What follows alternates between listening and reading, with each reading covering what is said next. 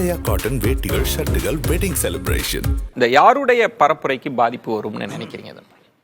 இது ஒன்றுலையும் பாதிப்பெல்லாம் வராது.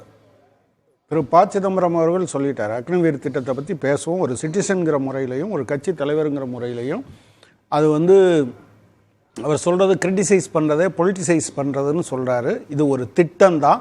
இந்த திட்டத்தை விமர்சிப்பதற்கு எங்களுக்கு அதிகாரம் இருக்குது அப்படின்னு சொல்லி, அப்புறம் ஏன் இந்த தேர்தலில் நிற்கிறீங்க அப்படின்னு புரட்சி கவிதாசன் சொன்னார். அநேகமாக அவங்க மனசில் இருக்கிறத அப்படி சொல்லிட்டார். அதாவது மீண்டும் வந்தால் உங்களையெல்லாம் தேர்தலில் நிற்க விட மாட்டேன், கோயிலுக்கு போகலைன்னா இந்தியாவிலே இருக்கக்கூடாதா என்ன, கோயில் இருந்துச்சுன்னா கடவுள் இருக்காரு இல்லைன்னு பேசக்கூடாதா என்ன, அதை எப்படி சொல்கிறாரு? இவிஎம் மேலே நான் என்ன கேட்குறேன், இவிஎம் மேலே எப்படி நம்பிக்கை வரும்? பேலட் யூனிட்டு, அதுக்கடுத்து விவிபேட் இருக்குது, கடைசியாக கண்ட்ரோல் யூனிட் இருக்குது. நீங்கள் இந்த கண்ட்ரோல் யூனிட்டை நீங்கள் விவிபேட்டை கடைசியாக வைங்க, கண்ட்ரோல் யூனிட்டை வைங்கன்னு சொல்கிறோம். இதை கேட்குறதுக்கு இதில் என்ன சிரமம் இருக்குது? தனியாக கேட்டோம், கோர்ட்டுக்கு போனோம், 22 கட்சிகள் கேட்டோம், கூப்பிட்டு பேசுறதுக்கு கூட அது ரெடியாக இல்லை. சரி, ஃபார்ம் 17C போன தடவை ஏன் சார் போட்டாங்க? பூனம் அகர்வால் அதையெல்லாம் எடுத்து 329 தொகுதியில் ஓட்டு போலான ஓட்டுக்கும் கடைசியாக சொன்னதுக்கும் வித்தியாசம் இருக்கு. 6 தொகுதியில் அந்த விக்டரி மார்ஜினை விட அதிகமாக இருக்குன்னு சொன்னதுனால நீங்கள் எடுத்தீங்க. ஓகே, இடஒதுக்கீட்டை பற்றி அவர் பேசினாரு, அதை மட்டும் சொல்லிட்டு முடிச்சுறேன்.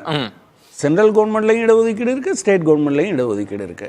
ஆனால் இந்த ஸ்டேட் கவர்மெண்ட்ல இருந்து 15% சீட் எடுத்து சென்ட்ரல் கவர்மெண்ட் கொண்டு போனதில் மட்டும் எல்லாத்துக்கும் இடஒதுக்கீடு இருந்து ஓபிசிக்கு இடஒதுக்கீடு இல்லை. சரி, ஓபிசிக்கு எதிரானவர் யாரு? மோடி, பாஜக, சங் பரிவார். அதாவதுங்க, இந்த இராணுவத்திற்கு முக்கியமாக நான் அதை சொல்லதான் நீங்கள் தடுத்துட்டீங்க. சிம்பிளாக சொல்லிடுறேன். இந்த இராணுவத்தை முழுக்க இந்த இராணுவத்தை கண்டு கொள்ளாத கட்சி தான் இந்த காங்கிரஸ் கட்சி. இந்த இராணுவத்திற்கு ஒன்றும் செய்யாத கட்சி தான் இந்த காங்கிரஸ் கட்சி. இந்த இராணுவத்தின் உயிர்களை கொச்சைப்படுத்தியதும் இந்த காங்கிரஸ் கட்சி. அதனால தான் இந்த அக்னிபாத்தை பற்றி நீங்கள் பேச வேணாம். இதே திரு சிதம்பரம் தான் டிஜிட்டல் இந்தியாவை பார்த்து சிரிச்சார் பார்லிமெண்ட்டில். இன்றைக்கி அவர் தான் சிரிச்சு போய் கிடக்காரு. ஏன்னா இந்தியா உலகத்திலே இன்றைக்கி அதிகமான டிஜிட்டல் டிரான்சாக்ஷன் இன்றைக்கி இந்தியாவில் தான் வருது. அதனால் எனக்கு கம்யூனிஸ்டுகளுக்கு ஒரே ஒரு வேண்டுகோள் தான், நீங்களும் ஒரே ஒரு மாநிலத்தில் தான், கேரளான்ற ஒரு மாநிலத்தை ஆள்றீங்க. அங்கே கூட உங்களுடைய அன்எம்ப்ளாய்மெண்ட் ரேட்டு இந்தியாவிலேயே நம்பர் 1 இருக்குது. அதை கொஞ்சம் தயவு செய்து பாருங்கள். உங்களை நம்பி 10 வருஷமாக ஓட்டு போட்டிருக்காங்க. 37,000 கோடி பென்ஷன் வாங்கிட்டு பென்ஷன் வாங்குறதுக்கு வெயிட் பண்ணுறவங்களுக்கு நீங்கள் பணம் கொடுக்காங்க, பிடிச்சி வச்சிருக்கீங்க. ஸோ இந்த மாதிரியான பிரச்சனை உங்களுடைய கேரளாவில் இருக்கும்போது அதையாவது 10 வருஷம் நீங்கள் அதுவும் அதே பேலட் பாக்ஸில் தான் நீங்கள் வின் பண்ணி வந்தீங்க. அந்த பேலட் பாக்ஸில் வின் பண்ணி வந்துட்டு அதுக்கு குறை சொல்லின்னு இருக்காம ஆக்கப்பூர்வமாக கேரளா மக்களுக்கு ஏதாவது பண்ணுங்க. அது சார், முதல்ல இந்த 9வது பாயிண்ட்ல அக்னிவீர் திட்டத்தை வந்தால் ஒழித்து விடுவார்கள் என்று காங்கிரஸ் சொல்கிறார்கள் அப்படின்னு இசிஐ சொல்லிட்டு, அடுத்த பாயிண்ட் இசிஐ காங்கிரஸை இன்ஸ்ட்ரக்ட் பண்ணுது to refrain from politicising the armed force. Agniveer திட்டத்தை ஒழிப்பேன் என்று சொல்வதே ஆர்ம்டு ஃபோர்ஸை பொலிட்டிசைஸ் பண்ணுவதுன்னு ஈஸியா டிக்ளேர் பண்றாங்க சார். அப்படி இருக்கும்போது எப்படி இந்த தேர்தல் ஆணையத்து மீது நம்பிக்கை வரும்? அவங்க தான் டிக்ளேர் பண்றாங்க அப்படின்னு சார் சொன்னாரு. காங்கிரஸ் கண்டுகொள்ளவில்லை, மோசமா நடந்துக்குச்சுன்னு. இவர்களிடத்திலே கவர்னராக இருந்த சத்யபால் மாலிக் தான் சொல்கிறார், 40 புல்வாமாவில் 40 வீரர்கள் சாவதற்கு காரணமே பாஜக தான்.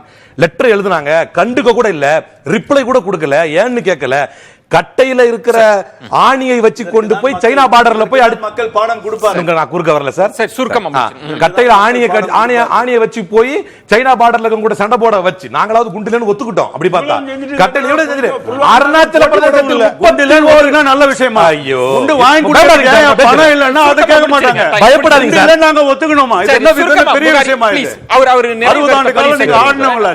பயப்படாதீங்க சார், பயப்படாதீங்க. எனக்கு என்ன 31 இடம் அருணாச்சல பிரதேசத்துல பேர் மாத்தி விட்டார்கள். இன்னும் ஒரு செவந்த கண்ணு காட்டிட்டு இருக்கார் சைனா. 33,000 காட்டிட்டு இருக்கார் சைனாக்கு. 33,000 ஸ்கொயர் கிலோமீட்டர் பேர் அள்ளி குடிச்சாரு அதே சைனாக்கு. சரி சரி, நீங்க சைனாவோட என்னங்க அக்ரிமென்ட் போட்டீங்க? அவர் நிறைவு கருத்து காங்கிரஸ் பார்ட்டி சைனாவோட என்னங்க பிரைவேட் அக்ரிமென்ட் போட்டுச்சு? அது நாட்டு நிறைவு கருத்து பதிவு செய்யட்டும். புகாரி பிரைவேட் அக்ரிமென்ட் போட்டாங்க, நாட்டு பதிவு செய்ய விடுங்க. அந்த சைனாவோட ஸ்ரீராம் அந்த பிரெஞ்சு சைனாவோட என்ன போட்டுருக்காங்கன்னு சொல்ல சொல்லுங்க. நீங்க குறிக்கிறீங்க, அவர் அமைதியாவே இருக்கார்.